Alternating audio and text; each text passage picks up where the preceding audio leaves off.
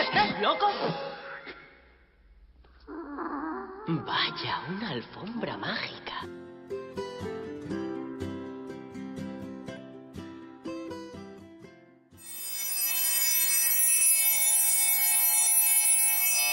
Papá, tenemos que volver a casa.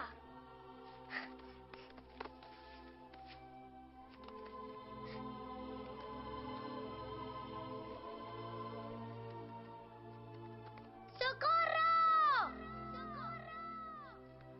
¡Por favor! ¡Ayúdenme!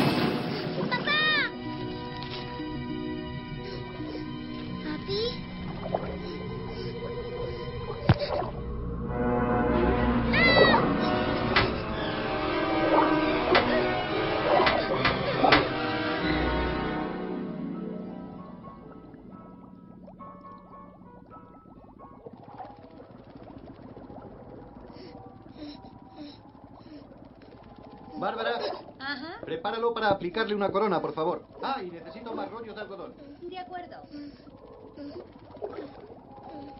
Hola, pequeñajo.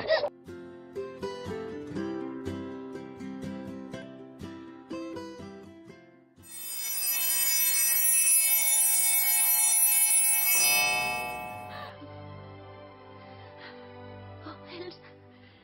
Ana te ha sacrificado por mí. Te quiero.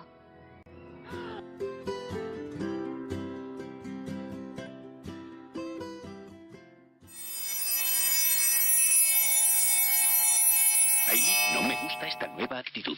Te voy a dar yo actitud, abuelete. No, tranqui. Déjame en paz, me estás agobiando. Detecto alto nivel de chulería. Pasamos a alerta 2. ¿Ya lo habéis oído? Alerta 2. Escucha, no sé de dónde sale esta falta de respeto, señorita. ¿Quieres probar de esto, papi? Pues toma del frasco. No, pues... Aquí viene. Preparad el dedo. Llaves en posición. Lanzamiento a su señal, señor.